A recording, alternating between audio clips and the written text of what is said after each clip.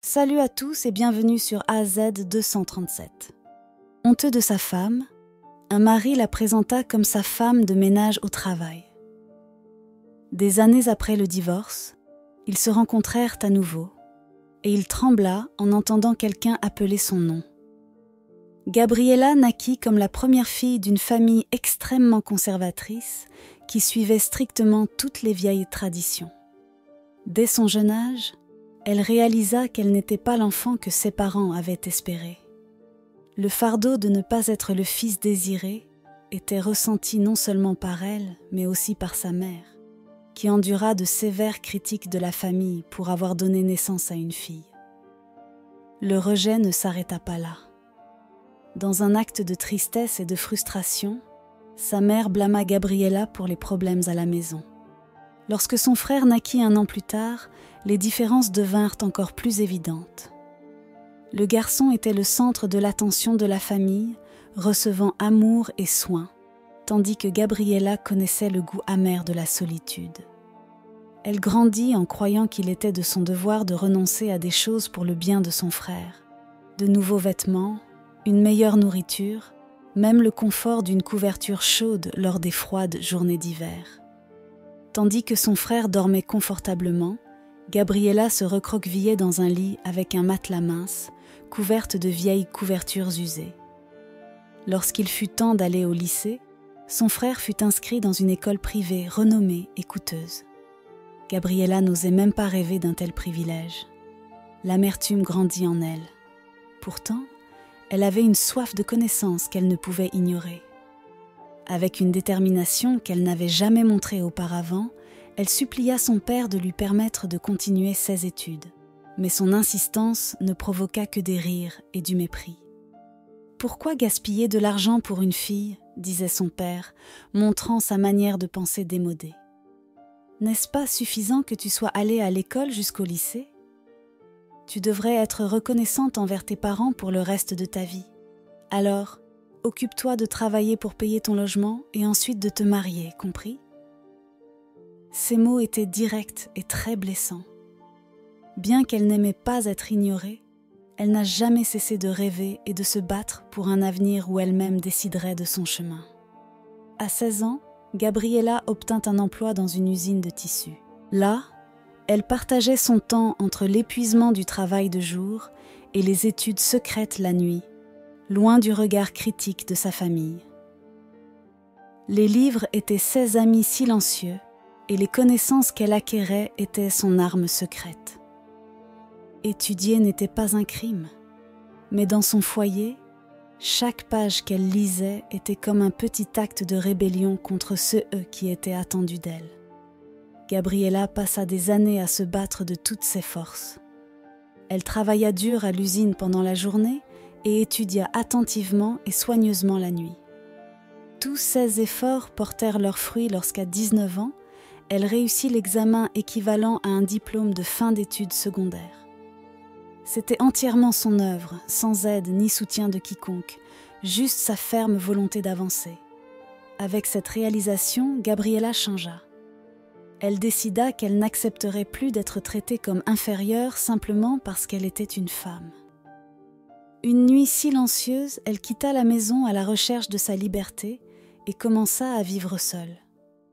Cela avait été 19 ans de lutte silencieuse, mais elle opta pour une vie d'indépendance et d'égalité, au lieu de continuer à accepter la soumission et l'injustice. Vivre seule n'était pas facile. Et au début de ce nouveau départ, Gabriella obtint un emploi dans un restaurant. Là, elle finit par s'impliquer et se marier avec Elias, le fils unique du propriétaire du restaurant, un jeune homme qui venait de quitter l'armée et était prêt à retourner à l'université.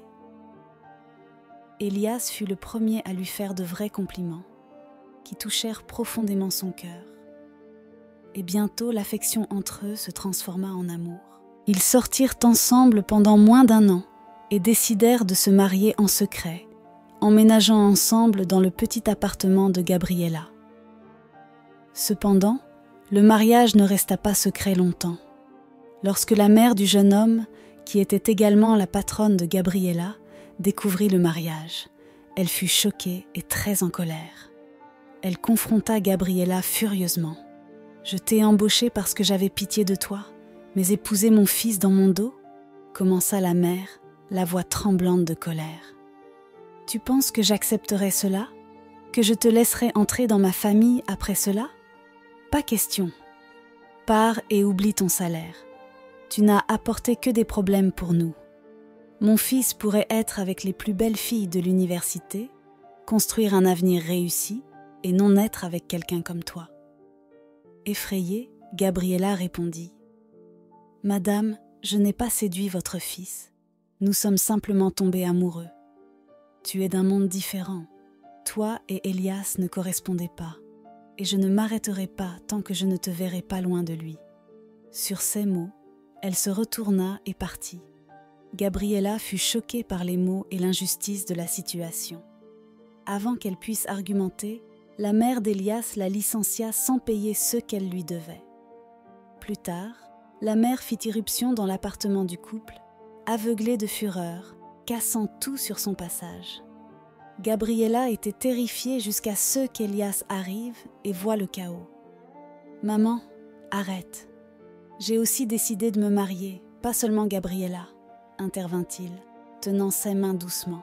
« Nous allons avoir un bébé, tu vas être grand-mère. » Elle s'arrêta un instant, mais bientôt la colère revint avec de nouvelles accusations.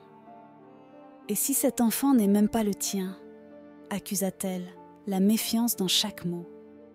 Il regarda fermement sa mère et dit avec confiance « L'enfant est le mien, j'en suis sûre. » Entendant cela, la belle-mère s'effondra sur le sol, pleurant et criant. « Comment as-tu pu ? Tu avais un avenir brillant devant toi, et tu jettes tous les sacrifices que ton père et moi avons faits, enfant ingrat. » Gabriela se retrouva dans un mariage qui avait déjà commencé lourdement, avec la mauvaise volonté et le rejet de la mère de son mari pesant lourdement sur eux. Elias promit que lorsque les choses s'amélioreraient et qu'il aurait un peu plus d'argent, ils auraient une vraie célébration de mariage.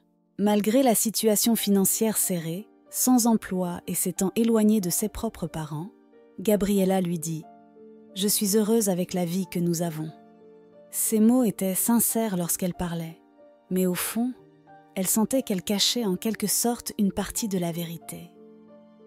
La mère d'Elias finit par reconsidérer. Malgré tout, elle ne voulait pas que quelqu'un portant son nom grandisse dans la pauvreté. Elle décida que Gabriela et Elias devraient emménager chez elle. Enceinte et fatiguée, Gabriela était partagée entre les tâches ménagères et le travail pénible au restaurant.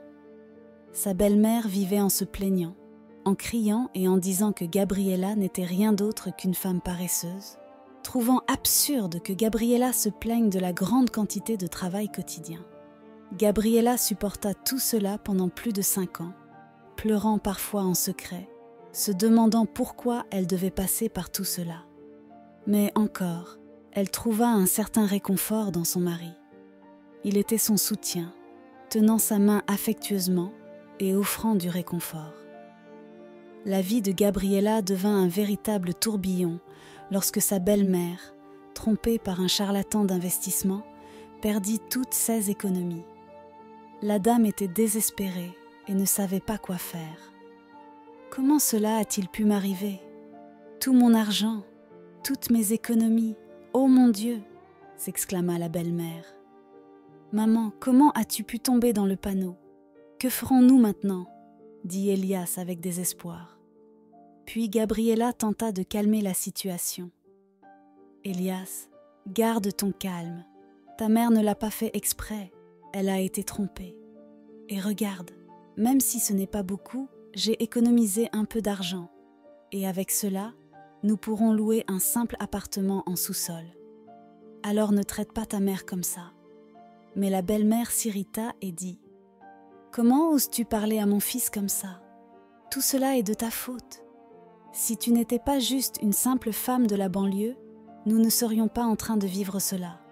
Nous aurions un endroit décent où déménager. » Gabriela aurait pu être contrariée par ces mots durs, mais au lieu de cela, elle ressentit une profonde tristesse. Elle avait une fille à s'occuper et ne pouvait pas se laisser emporter par les émotions. Puis, avec l'argent qu'elle avait économisé, Gabriela prit les choses en main et loua un petit appartement en sous-sol, déterminée à construire une nouvelle vie pour elle et sa famille. Après un certain temps, sa belle-mère tomba malade et son mari travaillait 2 emplois pour essayer d'améliorer leur situation financière. Gabriela ne resta pas non plus immobile. Elle commença à faire des travaux supplémentaires à la maison pour aider aux finances. Ils luttèrent pendant plus de 10 ans. La lutte pour maintenir les factures à jour était si dure que l'amour que son mari ressentait pour elle s'était depuis longtemps éteint. Malgré tout, Gabriela s'était habituée à cette vie difficile. Elle pensait que si elle pouvait élever sa fille de la meilleure façon possible, elle serait prête à affronter n'importe quel obstacle, tant que sa fille voulait ou avait besoin de quelque chose. Elle ferait tout ce qu'il faut pour l'obtenir, même si cela signifiait avoir faim. La belle-mère de Gabriela ne manquait jamais une occasion d'exprimer son mécontentement. « Ne penses-tu pas que tu la gâtes trop ? Tu devrais prêter plus d'attention à ton mari au lieu de te sacrifier pour cette fille. » Gabriela répondit fermement. « Je suis sûre que mon mari serait d'accord avec moi. Il travaille jour et nuit pour offrir le meilleur à notre fille. Et c'est quelque chose que toi, en tant que grand-mère, devrais également apprécier. » La belle-mère répondit d'une voix pleine de mépris. « Comment oses-tu me parler comme ça ?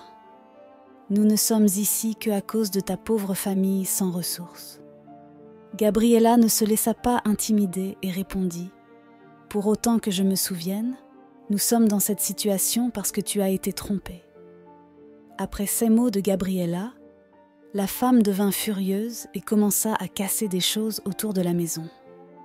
Gabriela prit alors sa fille et quitta la maison jusqu'à ce qu'elle décide d'arrêter son attitude immature et inutile. Sa belle-mère, même après cette crise de colère, agit comme si elle était malade et alla se coucher, essayant d'éveiller la pitié de son fils qui était déjà rentré du travail. Par-dessus le marché, Elias, qui avait toujours été à ses côtés, commença à critiquer Gabriela pour ne pas bien s'occuper de sa mère. « Ma mère m'a dit que tu es impolie avec elle. Je ne m'attendais vraiment pas à ça de ta part, » dit-il. Gabriela, se sentant traitée injustement, répondit immédiatement. « Elias, je suis impolie avec elle ? Elle ne manque jamais une occasion de m'humilier et de me critiquer pour quoi que ce soit, et nous ne sommes dans cette situation qu'à cause d'elle. » Il tenta de calmer les choses avec un ton de voix plus doux. « D'accord, Gabriela. Regarde son état de santé. Tu dois être plus patiente. » Cela les éloigna encore plus. Gabriela, malgré ses défis, persévéra dans le soin de sa famille et de son mariage, parvenant à acheter une nouvelle maison avec son dur labeur lorsque sa fille était au lycée. Pendant le déménagement, sa belle-mère minimisa sa contribution, attribuant le succès uniquement à Elias. « Tu devrais remercier les efforts de mon fils. Malgré le fait d'être marié à toi, il a réussi à avancer et à nous sortir du trou dans lequel tu nous as mis. » Gabriela savait que son effort avait également été fondamental pour acheter la maison, mais elle préféra garder cette connaissance pour elle-même alors qu'elle organisait la nouvelle résidence. Habituée à être sous-évaluée et à la grossièreté de sa belle-mère, Gabriela se protégea contre ces insultes, mais espérait toujours que les choses s'amélioreraient. Cependant, cet espoir fut ébranlé lorsque son mariage commença à se détériorer. Tout commença lorsque Elias obtint un emploi de vendeur de produits pour une entreprise responsable de la construction de résidences et de bâtiments. « Tu sais, Gabriela, les gars du bureau vont se rencontrer pour régler certaines choses, » dit-il. « Encore ? C'est la 3e réunion cette semaine, » répondit Gabriela avec un ton de méfiance dans sa voix. « Essaie de comprendre. L'entreprise a gagné de nombreux nouveaux clients. Elle a besoin de toute mon attention, » termina le jeune homme. Mais Gabriela savait que ces sorties incluaient de boire et d'être avec d'autres femmes. Cela la dérangeait grandement qu'il ne rentre pas à la maison et reste dehors toute la nuit. Chaque fois qu'elle parlait d'être contrariée à ce sujet, il se mettait en colère. « Encore avec ça, Gabriella ? Ne peux-tu pas me remercier ne serait-ce qu'une fois pour l'effort que je fais pour notre famille ? Voir comment tu t'habilles ne me donne que plus envie de travailler. Tu t'habilles si négligemment, on dirait même pas que tu es mariée à moi. » Les commentaires blessants d'Elias blessèrent profondément Gabriella. Après tout, elle avait donné les plus belles années de sa vie à cette famille. Cette nuit difficile, après avoir entendu les mots durs de son mari, Gabriella alla dans la salle de bain et se lava le visage, ne sachant même pas si c'était de l'eau ou des larmes qui trempaient son visage. Un matin, après une nuit passée à boire, Elias se réveilla et alla travailler, encore légèrement ivre. Quelques heures plus tard, il l'appela avec un ton autoritaire dans sa voix. « Gabriella, j'ai besoin que tu m'apportes un contrat que j'ai oublié à la maison. Il est sur la tête de lit. J'en ai besoin dans 10 minutes. Viens vite. » Gabriella eut à peine le temps de bien s'habiller, saisit son sac à main et le contrat, appela un taxi, chose qu'elle faisait rarement, et se hâta vers le bureau de son mari. Lorsqu'elle arriva là-bas, tout inquiète, elle demanda après lui et vit Elias s'approcher d'elle avec une expression qui semblait embarrassée par sa tenue. « Gabriella, quels sont ces vêtements ? Tu veux me tuer de honte ?» À ce moment-là, un jeune homme bien habillé s'approcha d'eux et attira l'attention d'Elias. « Qu'est-ce que tu fais ici ? » demanda-t-il. « Tu n'avais pas un contrat important à signer avec le patron de cette entreprise que nous attendons ? » « Oui, je sais. J'y vais dans un moment et j'apporte le contrat, » dit Elias, essayant de paraître calme, mais sa nervosité était évidente. « Ah, tu as oublié le contrat à la maison, n'est-ce pas ? Le voici, » dit Gabriella, ne comprenant toujours pas pleinement la situation. Il prit simplement le document, ignorant son commentaire.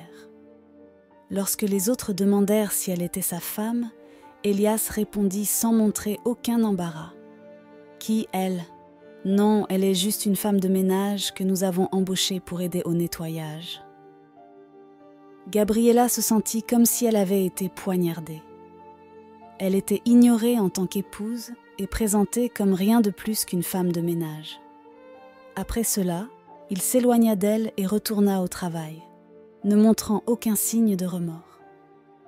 Gabriella resta immobile, incapable de croire ce qui venait de se passer là. Elle écouta la conversation de son mari avec ses collègues dans la pièce adjacente.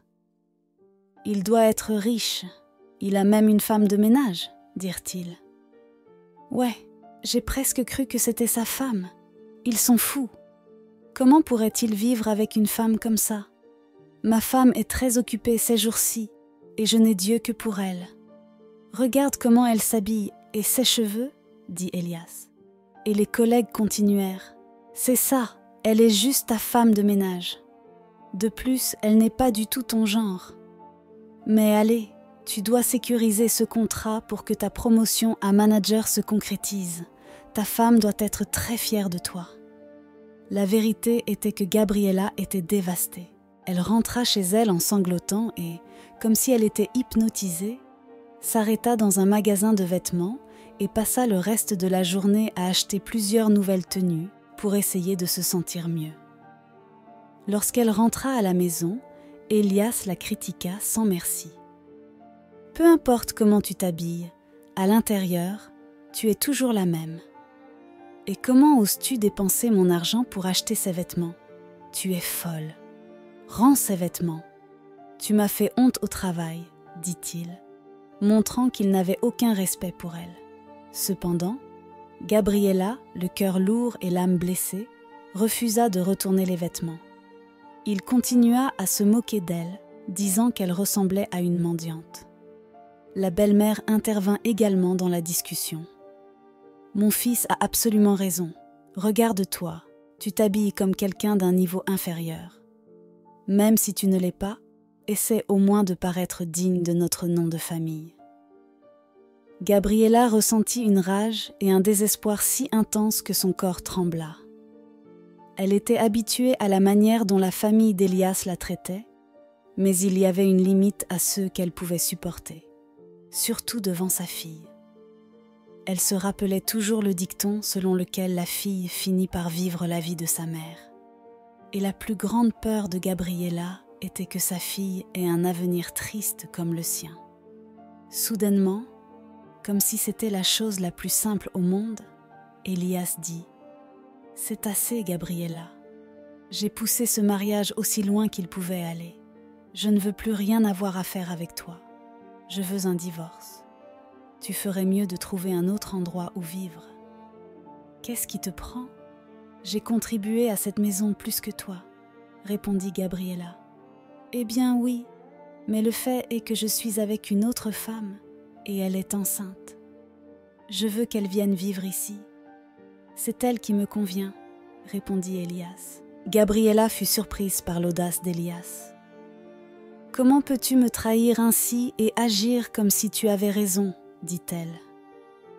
Elle se promit qu'elle ne quitterait pas cette maison, la maison qu'elle avait aidé à construire et à donner vie. Comment pouvait-elle simplement laisser une autre femme prendre sa place ? Dans un geste cruel, la belle-mère jeta les vêtements de Gabriela à la poubelle. « Tu fais obstacle à l'avenir de mon fils, qui a enfin ouvert les yeux. Tu n'as même pas pu lui donner un héritier mâle, dit-elle. » C'est à ce moment que la fille de Gabriela, qui venait de rentrer de l'école, assista à la scène les larmes aux yeux. Elle supplia sa mère de ne pas laisser cela arriver. « Pourquoi dois-tu supporter cela ? Tu devrais quitter papa, qui te trompe, et grand-mère, qui ne comprend rien. Pourquoi dois-tu tant souffrir ? Je ne supporte pas de te voir accepter tout cela. » Quand la belle-mère entendit ce que sa petite-fille disait, elle devint furieuse. « C'est toi qui as appris à ta fille à être si insolente, accusa-t-elle Gabriela. Où a-t-elle appris à être si audacieuse ? Ta mère a dû lui apprendre cela en secret. » La fille, encore plus irritée, rétorqua. « Je te déteste. Tu ne sais que maltraiter ma mère. Et maintenant tu essaies de couvrir papa parce que tu penses que l'enfant de sa maîtresse sera un garçon. » La belle-mère, avec un sourire moqueur, dit « C'est ça, petite peste, tu ne continueras pas notre lignée familiale. » Gabriela intervint et cria « Je ne vais nulle part, et Valentina non plus. Cette maison nous appartient autant qu'à vous. Nous ne serons pas expulsés pour des erreurs que nous n'avons pas commises. » Elias semblait prêt à répondre, mais Gabriela ne le laissa pas. « Assez de ces absurdités. Résolvons ce divorce le plus rapidement possible. Cependant, ma fille et moi ne quitterons cette maison qu'après que tu m'aies donné la moitié de la valeur de la maison et accepté de payer une pension alimentaire. Sinon, je vais tout de suite voir un avocat pour régler cela au tribunal. » Elias répondit « Tu es assez cupide, n'est-ce pas ? » « Ce n'est pas de la cupidité. Ce sont mes droits puisque j'ai contribué plus que la moitié à la construction de cette maison, » dit Gabriela avec colère dans les yeux. Puis elle termina sur un ton ironique. « Tu as raison de demander le divorce après avoir eu une liaison, et j'ai le droit d'exiger mes droits. Fais-le, et tu n'auras aucun problème avec moi au tribunal. » La belle-mère ajouta « Mon fils, ne t'inquiète pas de leurs menaces. Expulse-les avec cette fille idiote. » Dans le feu de l'argument, Valentina affronta son père. « Papa, je n'accepterai pas cela. Je peux aller à ton lieu de travail et dire à tout le monde qui tu es vraiment, » menaça-t-elle, faisant réaliser à Elias la gravité de ses actions. Il cria « Comment oses-tu parler à ton père de cette manière, fille insolente ? Mon plus grand regret était d'avoir une fille ingrate comme toi. » Gabriela, ressentant la douleur de sa fille, intervint. « Ne parle pas à Valentina de cette façon. Elle n'a jamais dépendu de ton argent, ni pour la nourriture, ni pour son éducation. » Elle défendit la dignité de sa fille.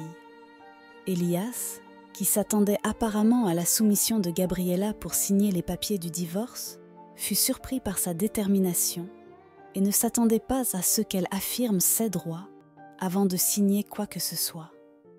Contre toute attente, cette même nuit, il transféra l'argent promis sur son compte. Après le divorce, Gabriela traversa une longue période de tristesse. Cependant, elle savait qu'elle devait trouver un moyen de gagner un revenu régulier pour subvenir à ses besoins et payer l'éducation de Valentina. Elle chercha une agence d'emploi qui valorisait les compétences domestiques comme qualification professionnelle. Dans les mois suivants, elle se consacra aux emplois de femme de ménage, acceptant des emplois d'un jour ou de courte durée. Son dévouement et son attention aux détails la firent rapidement connaître pour son excellence au travail. Un jour, le directeur de l'agence l'appela pour une conversation. « Nous ne ferions normalement pas cela pour un nouveau venu, dit-il. Mais tu es une exception. Nous avons un client assez exigeant qui a déjà licencié 10 de nos meilleurs employés. J'ai pensé à te recommander. Tout ce que tu as à faire, c'est de nettoyer la maison 3 fois par semaine et de cuisiner. Le salaire est 3 fois ce que tu gagnes actuellement. Acceptes-tu ? » Ayant besoin d'argent et préoccupée par la possibilité que son ex-mari arrête de payer la pension alimentaire, Gabriela n'hésita pas à accepter l'offre. Cependant, lorsqu'elle arriva chez Omar, son nouveau client, Gabriela fut confrontée à un dilemme. La résidence était impeccable, encore plus que de nombreux hôtels où elle était allée. Avec tout déjà nettoyé, l'anxiété la submergea.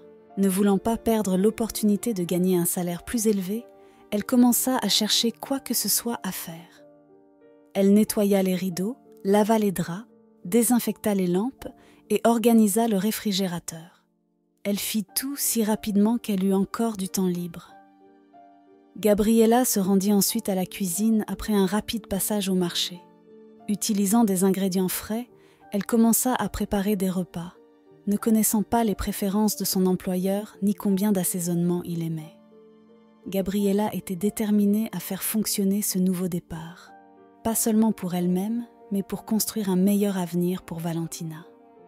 Gabriela regarda son reflet dans le miroir, ajustant son uniforme de travail et remarquant une expression inquiète sur son visage.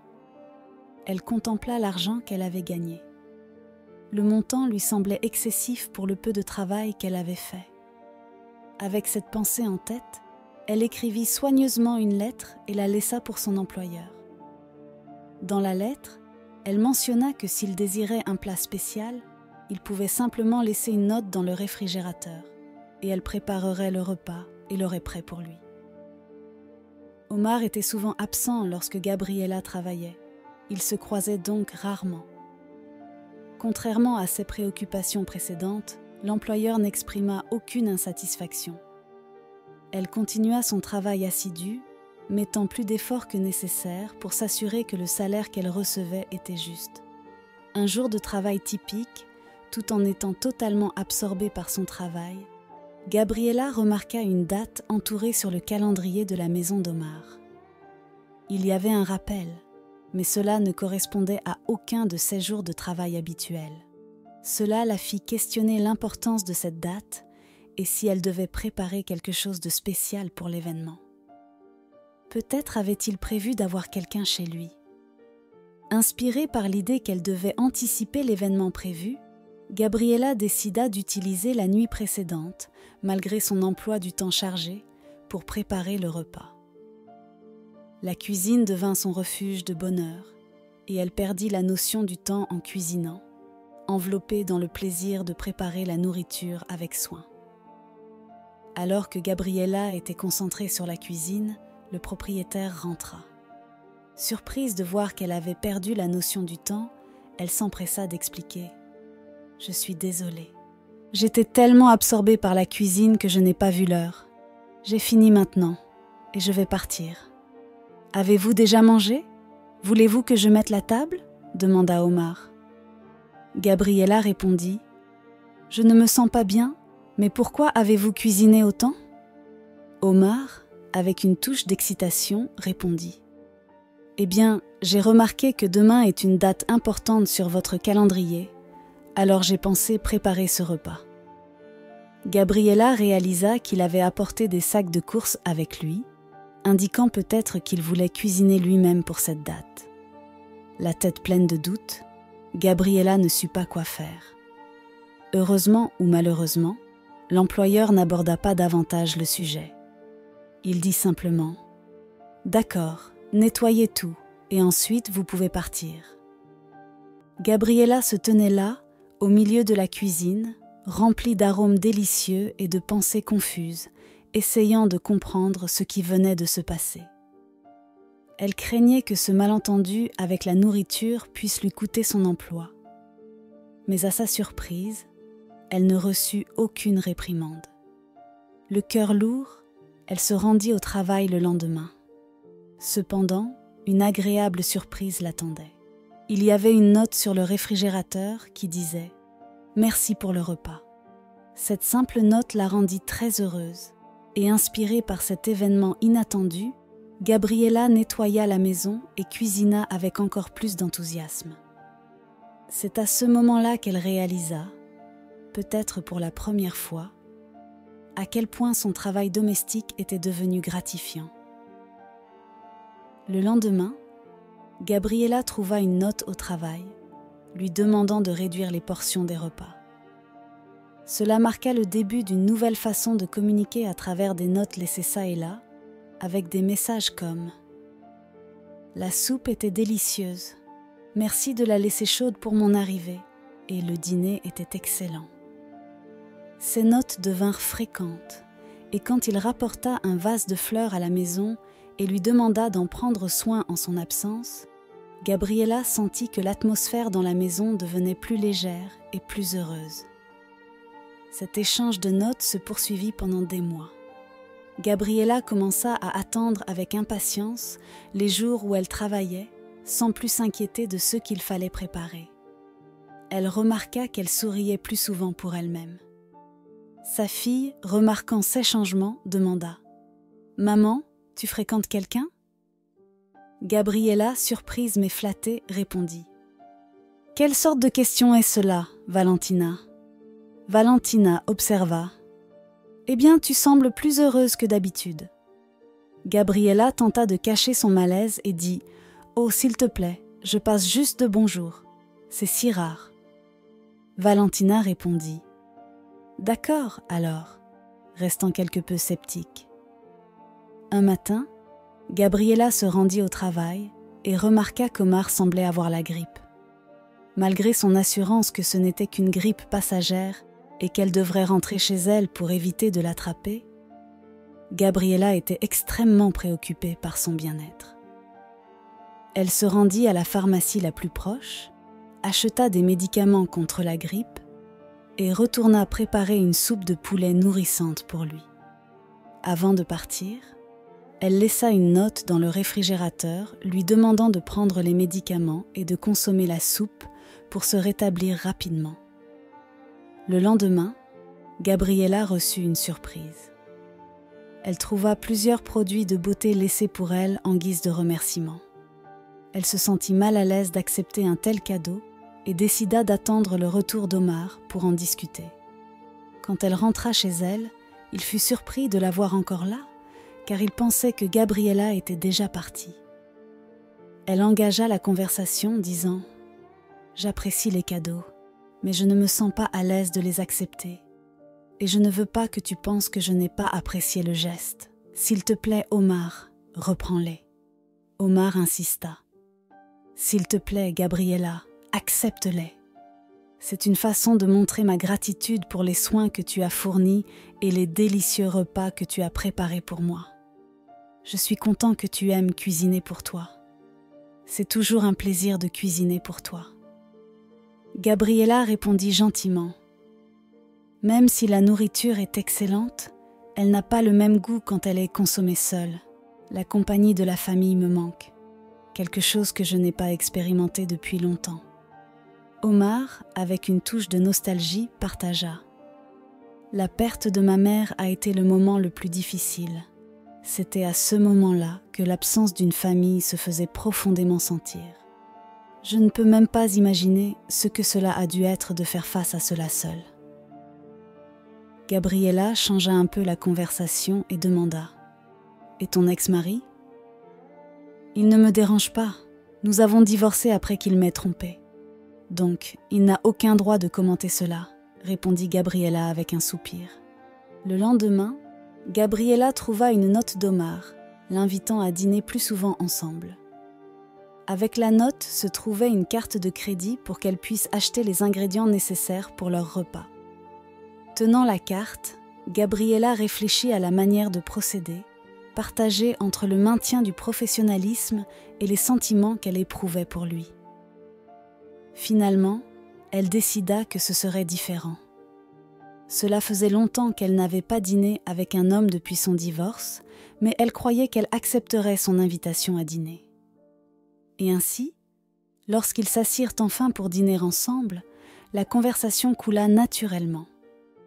Pendant le dîner, Gabriella découvrit que la date entourée sur le calendrier était pour commémorer l'anniversaire du décès de la mère d'Omar, et non un engagement romantique comme elle l'avait précédemment supposé.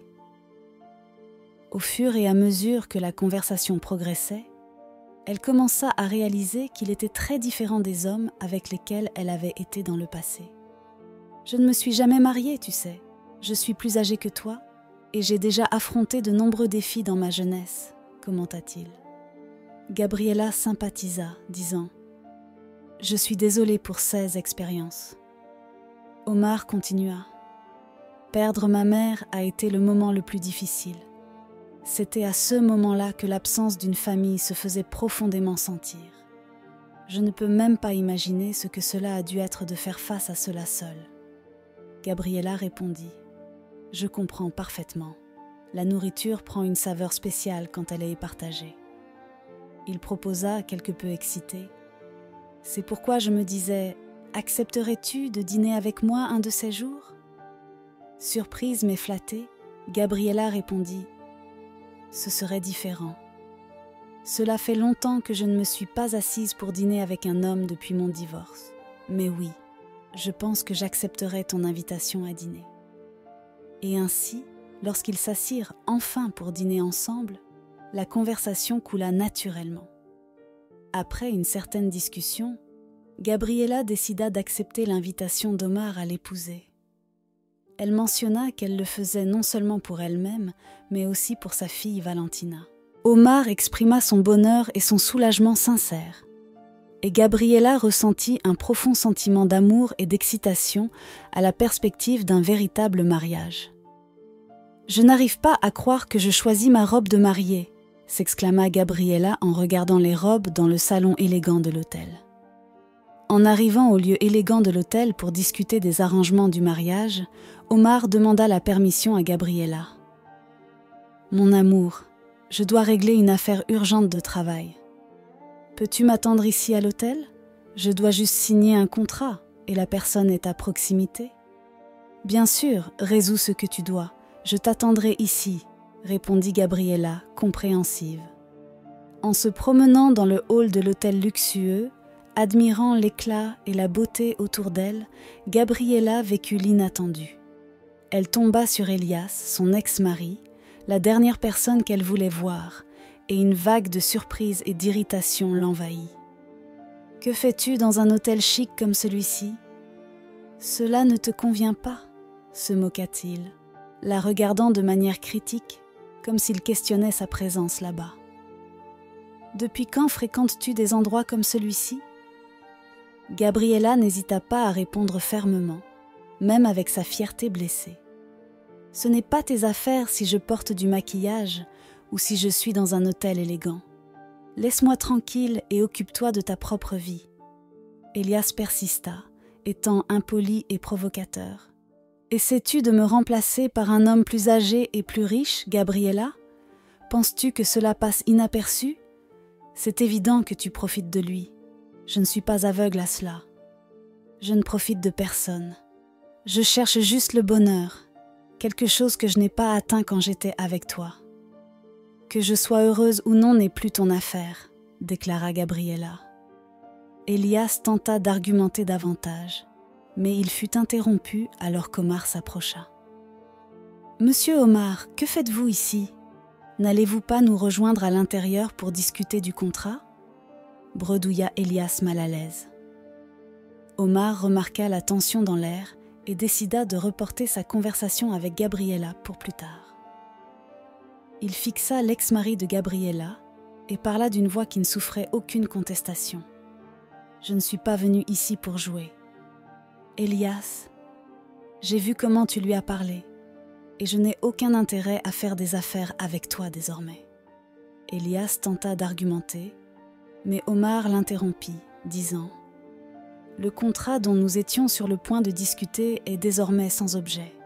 Même si cette réunion avait eu lieu, je n'aurais pas conclu ce contrat avec toi, car tes objectifs ne correspondent pas à la direction de notre entreprise.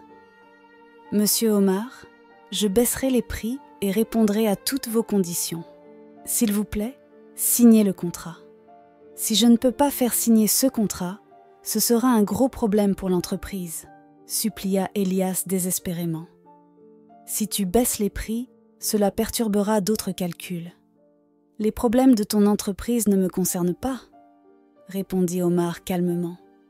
Oh, et une chose de plus, si tu déranges à nouveau ma femme, tu auras affaire à moi. Alors reste loin d'elle, compris ?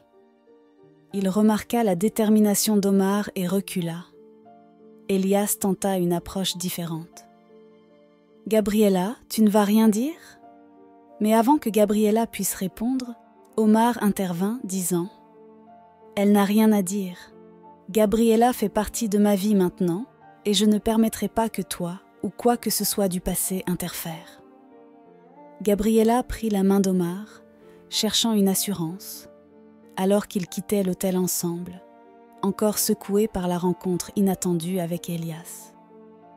Gabriela eut finalement le mariage de ses rêves, et elle et Valentina emménagèrent avec Omar, commençant une nouvelle vie ensemble. Cependant, quelques jours plus tard, alors que Gabriela terminait les préparatifs de la table du dîner, Elias réapparut, marmonnant des mots incohérents. « Je ne laisserai pas cet homme prendre ma fille, elle m'appartient », s'exclama-t-il furieusement. Valentina, qui avait tout entendu depuis le salon, entra déterminée, son jeune visage sérieux pour son âge. « Tu n'as jamais été un père pour moi », lui dit-elle, faisant face à l'homme. « Omar est celui qui prend soin de ma mère et de moi. C'est mon vrai père. » Gabriela regarda Elias, qui dépendait désormais entièrement de sa propre mère pour tout. Omar avait exigé qu'il soit licencié, sinon il ne signerait pas le contrat. Alors que l'argumentation s'intensifiait, Omar entra dans la pièce et donna un coup de poing à Elias au visage. « Je t'ai dit que je n'avais plus rien à voir avec toi, » avertit Omar. « Si tu ne veux pas que j'appelle la police et te signale pour intrusion sur une propriété privée, je te suggère de partir tout de suite. » Elias partit de peur et ne dérangea plus jamais la famille. Au fil des jours, la vie sourit à Gabriela et Valentina. Valentina partagea ses projets d'étudier à l'étranger et Omar la soutint sans hésiter, promettant de faire tout son possible pour l'aider à réaliser ses rêves. En repensant à son passé, Gabriela réalisa le chemin parcouru. « Je n'aurais jamais cru pouvoir être aussi heureuse », confessa-t-elle une nuit, regardant Omar avec amour et gratitude dans ses yeux brillants. « Tu mérites tout le bonheur du monde. » Omar prit sa main et dit « Et je serai là pour toi et Valentina aussi longtemps que tu le voudras. » Gabriela avait espoir pour l'avenir, priant pour que la vie aux côtés d'Omar continue d'apporter une immense joie et qu'ils puissent vieillir ensemble, regardant Valentina grandir et peut-être un jour jouer avec leurs petits-enfants dans le jardin. Quelle est votre opinion au sujet de cette histoire ? Dites-le nous dans les commentaires. Merci d'avoir regardé la vidéo. Surtout, n'oubliez pas de cliquer sur le bouton j'aime et partager autour de vous. À très bientôt sur AZ 237.